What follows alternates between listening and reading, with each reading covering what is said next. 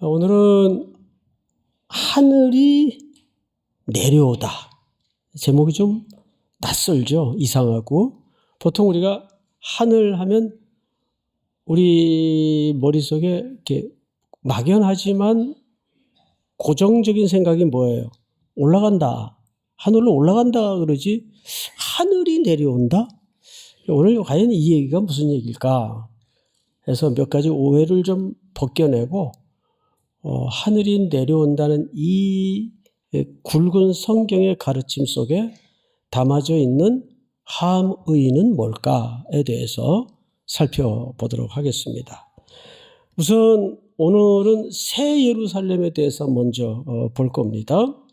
성경에도 새 예루살렘이 등장을 하고 오늘 본문에도 사실은 새 하늘, 그리고 우리는 하늘만 생각을 했는데 놀랍게도 새 땅이 나와요. 맞죠?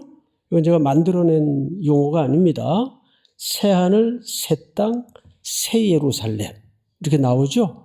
그리고 그 새 예루살렘에는 누가 머물게 되는 공간일까요? 새로운 백성, 어린 양의 피로 씻음을 입은 새로운 백성이 머무는 공간이 될 겁니다. 그러면 이 모든 얘기가 어디서 펼쳐진다는 얘기인가? 왜 하늘로 올라가지 하늘이 내려올까? 무슨 의미일까에 대해서 보도록 하겠습니다. 우선 먼저 여러분들이 천국에 대해서 갖고 있는 그림은 몇 가지 이렇게 박혀 있는 게 있어요. 예를 들어 보십시다. 천국 가면 제일 먼저 떠오르는 단어가 뭐예요? 유리바다, 황금길, 찬란한 보석으로 꾸민 집, 이런 거 많이 들어보셨죠? 그리고 이제 잘못된 이야기이긴 하지만 우리 어린 시절부터 거기에 가면 이렇게 문이 있는데 거기에 베드로가 앉아 있을 거다. 베드로에게 천국 열쇠를 주셨다니까 베드로가 이제 검열을 하게 될 것이다. 이런 이제 좀 엉뚱한 이야기를 많이 들어왔습니다. 자, 그러면 사실 21장, 22장에 걸친 이 막바지 그림에서 하나님이 우리에게 보여주시는 이 하나님의 나라에 대한 오해를 먼저 벗겨내는 게 필요합니다. 그래야 두 가지가 가능해져요. 우린 지금 어디를 향해 가고 있는가? 그러면 그 가는 길에 우리의 역할은 시간이라는 레일 위에서 뭘까? 이 두 가지가 목적지가 분명해야 풀어집니다. 그래서 1절을 한번 볼까요? 1절. 또 내가 새 하늘과 이어서 뭘 보죠? 새 땅을 봐요. 이제까지는 우리가 새 하늘만 생각을 했는데 성경은 분명히 새 하늘과 새 땅이라고 그랬어요. 땅. 오늘 땅 아래 이야기를 좀 하고자 하는 겁니다. 새 땅을 보니 처음 하늘과 처음 여기도 뭐예요? 땅이 없어졌고, 계시록 마지막 그림에 가보니까 없어졌고 바다도 다시 있지 않더라. 이런 표현들이 담아져 있는 의미가 굉장히 중요하고도 큰데 우리는 사실 막연하게 알고 있어요.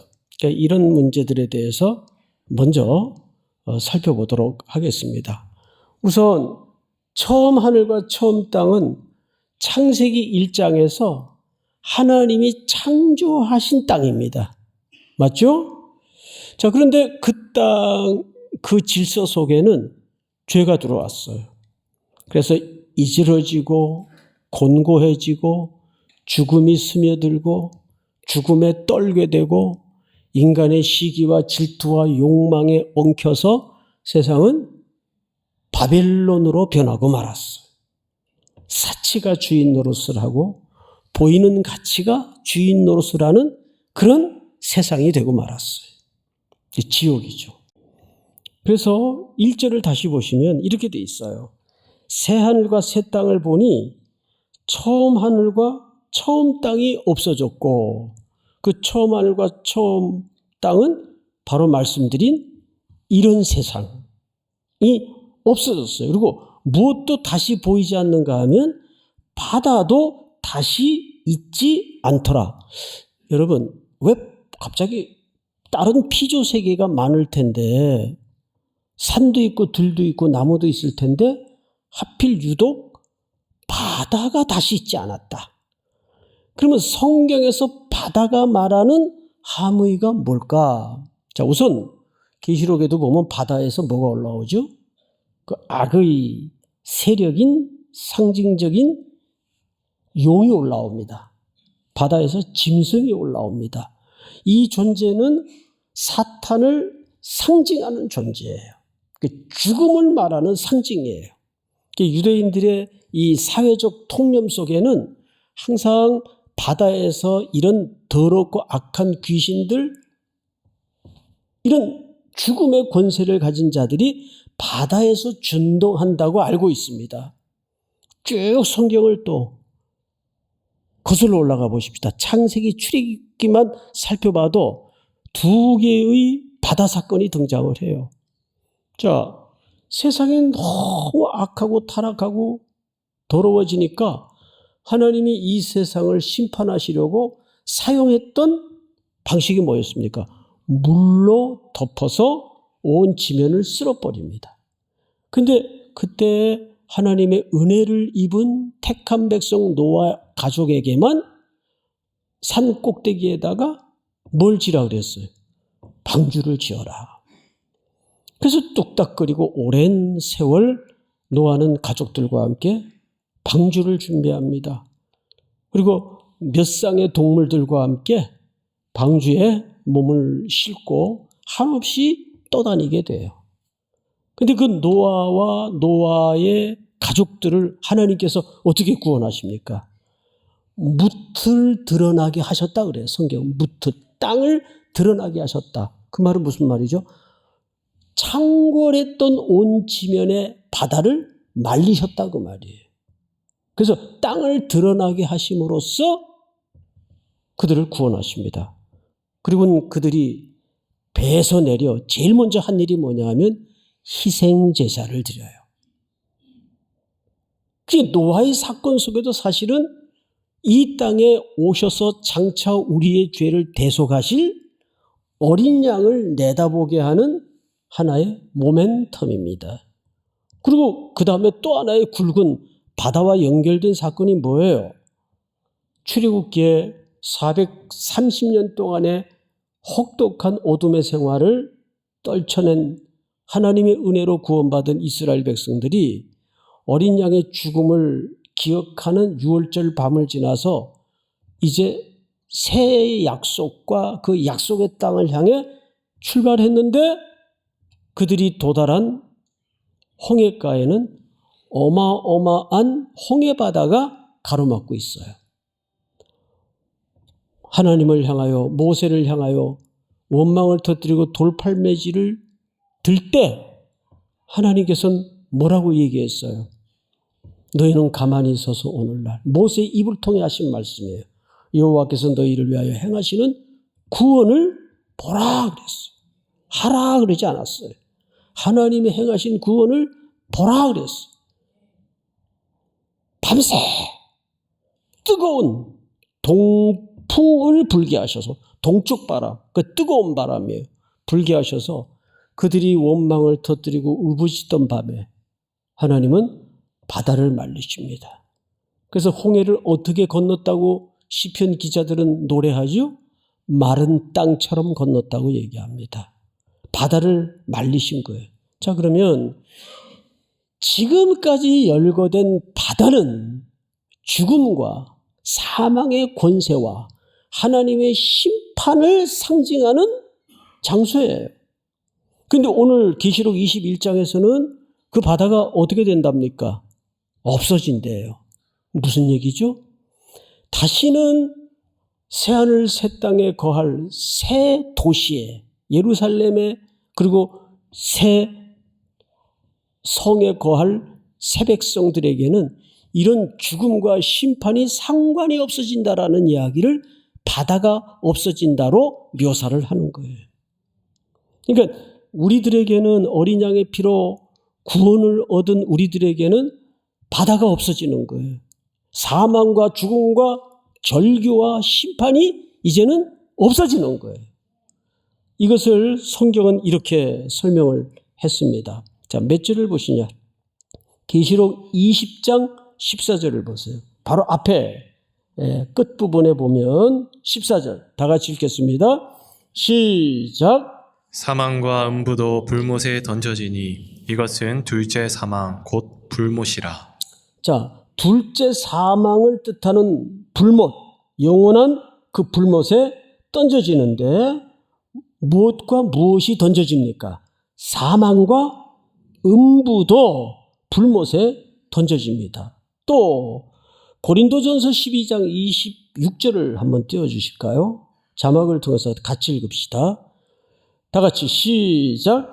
맨 나중에 멸망받을 원수는 사망이니라. 거기에다가 뭘 던집니까? 사망을 던져요.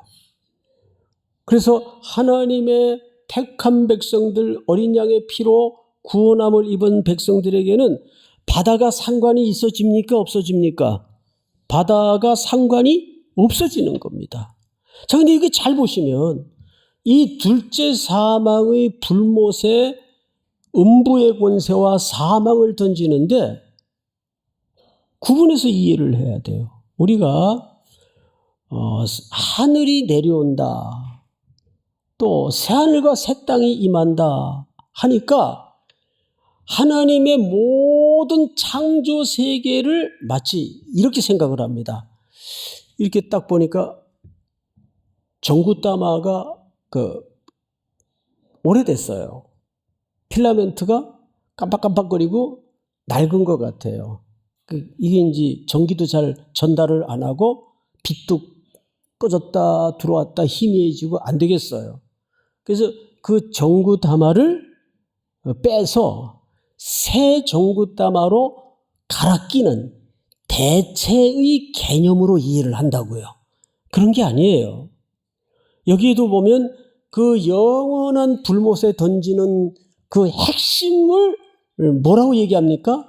죽음의 권세, 사망, 음부의 권세, 이거를 불못에다 하나님이 던지시는 겁니다. 그러면 나머지 이 하나님이 지으신 피조의 세계는 어떻게 되는 거죠? 갱신이라 그러죠. 갱신을 하는 거예요. 그 우리로 하여금 새 몸을 입도록 만드시는 겁니다. 믿습니까? 그러니까 우리는 나중에 죽음 이후에 아주 몸이 없는 존재로 부활을 하는 게 아니라, 그러면 부활이라는 말을 굳이 쓸 이유가 없어요. 우리는 부활을 하는데 지금 이렇게 유한한 병들고 죽음이 찾아오는 이런 몸으로 부활을 하는 게 아니라 새 몸으로, 새 사람으로 부활을 할 것이라 그 말이에요. 믿습니까? 자, 그래서 우리 성도들이 기다리는 것은 하늘이 내려오는 걸 기다려야 되는데 여기에 이제 갈등이 일어나요. 알겠는데 목사님 말씀 이렇게 어렵게 설명을 하면서까지 그 내용을 이제 알겠는데, 근데 우리 성도들이 놓여 있는 현실은 어떻습니까? 여전히 가슴앓이가 있고, 여전히 죽음과 병에 시달려야 되고, 아픔이 있고, 배반이 있고, 시련이 있고, 이게 무슨 하늘이 내려온 거예요? 그렇잖아요. 내 코가 석자인데 당장. 지금 이 예배의 자리에 앉아있는 여러분 각자 속에도, 설교를 하고 서 있는 제 가슴 한복판에도 휑휑 바람이 불고 어떻게 해야 되나, 어떻게 해야 되나 갈등이 있고, 이게 무슨 하늘이 내려온 삶이에요. 그렇잖아요. 그래서 우리가 성경의 굵은 질서를 하나 알아야 됩니다. 그게 뭐냐면 예수님께서 십자가에 못 박혀 죽으실 때 마지막 말씀이 뭐였습니까? 다 이루었다예요. 그 말을 우리는 단선적으로 이해를 합니다. 즉 이제 우리 죄값이 다 지불되었다라는 뜻이다. 맞아요. 그런데 그 다 이루었다라는 말 속에는 우리의 죄값이 지불되었다라는 말만 포함된 게 아닙니다. 거기에는 우리가 저 시간 넘어 마지막 장면에서 완성될 그 완성까지를 그 속에 뭐예요? 이미 이루어 놓으신 사건이 십자가의 사건이에요. 그 already 이미 와.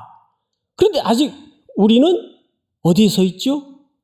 그 길로 향하여 걸어가고 있는 시간이라는 레일 위에 서 있습니다. 이건 already not yet. 근데 아직은 완성이 안 됐어요. 그러면 십자가의 그 사건을 통해서 우리가 내다보는 확신이 하나 있어요. 그게 뭐냐면 확신이 아니에요. 확인이 하나 있어요. 예수 그리스도의 성취와 그 죽음을 통해 이루어 놓은 완성은 시간이 걸릴 뿐이지 어떡한다? 반드시 하나님의 선하심으로 결말을 만들어내고야 말 것이다. 그거는 결코 우리의 잘남과 못남의 여지를 따라 변동될 수 있는 플랜이 아니에요. 만약에 우리의 잘남과 못남과 순종과 불순종의 여지를 따라 변동될 수 있는 결과라면 예수님의 십자가의 사건은 계속 반복이 돼야 돼요. 아, 얘 또 넘어졌네? 다시 못 박혀야 되겠다. 가능해요? 그런 게 아니란 말이에요. 영원히 단번에 십자가에 지불하시고 완성하시고 이루어 놓으신 사건이에요. 그런데 물어봅시다. 시간은 하나님에게 필요한 겁니까? 우리들에게 필요한 겁니까? 우리들에게 필요한 거란 말이에요. 그러면 알겠는데 그러면 막 그냥 한 번에 확 우리를 어떻게 완성의 그림까지 바꿔놓으시지 뭘 이렇게 시간을 걸려서 세월을 경험하게 하시고 그 지난한 시간을 걸쳐 일들을 겪게 하실까? 이유가 있을까요? 없을까요? 여기 이유가 있는 거예요.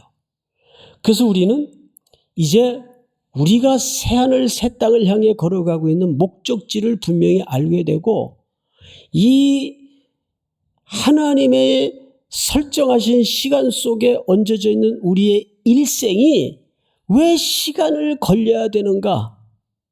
이 성경이 말하는 우리의 삶의 역할이란 말이에요. 하나님은 우리 구원에 두 스테이지를 두셨어요. 신분이 바뀌어요. 예수 그리스도를 영접함으로써 우리는 신분이 바뀌어요.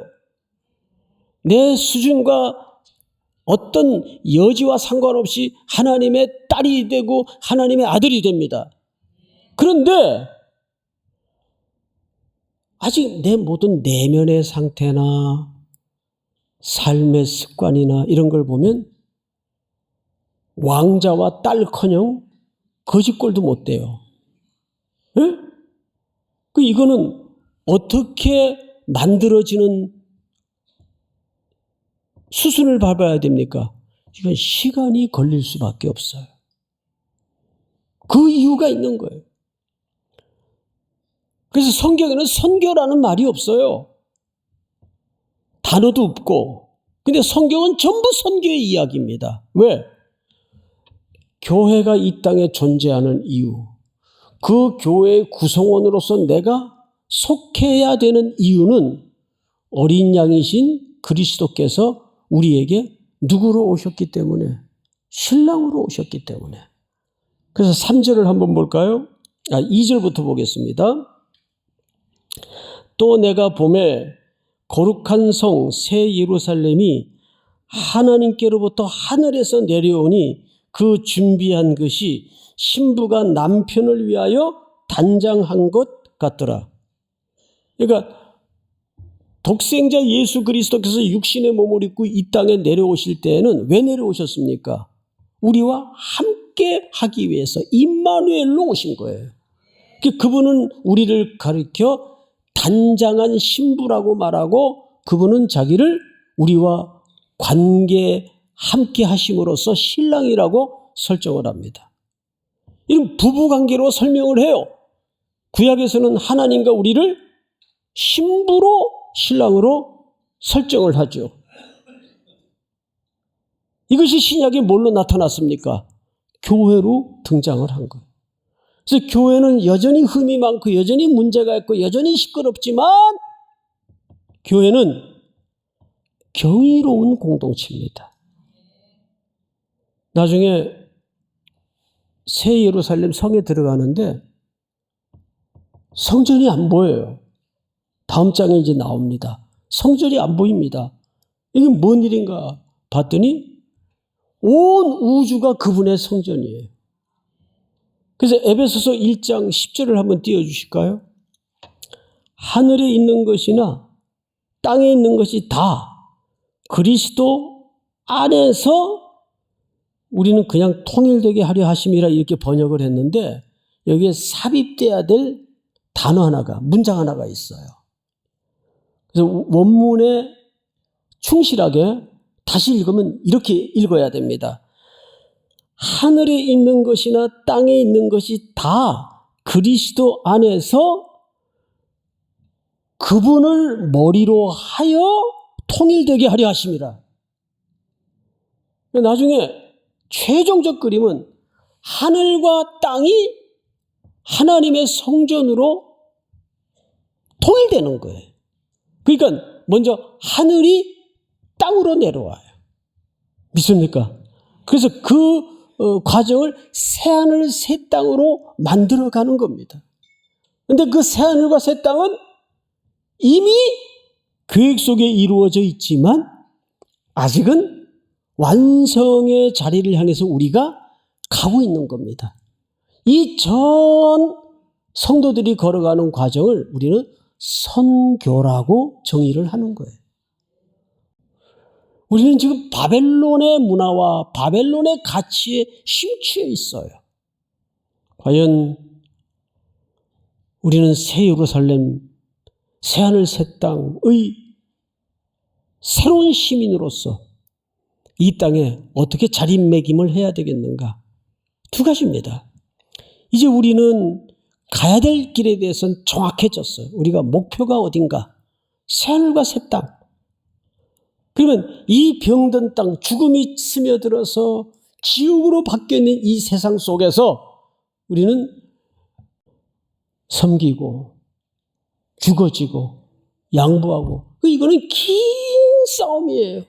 단박에 승부가 나는 싸움이 아니라는데 어려움이 있는 겁니다. 그렇죠, 여러분? 우리 삼일교회 성도들은 미셔널 처치로 가는 이 과정에서 이 부분을 꼭 기억해야 됩니다. 미셔널 처치라는 것은 다시 거듭 말씀을 드리지만 내가 그 자리에 서 있는 이유, 우리 교회가 이 지역사회에 서 있는 이유, 그 이유가 하나님의 영광과 예수 그리스도의 빛을 드러내기 위해서. 근데 그게 맨입으로 되는 문제가 아니에요.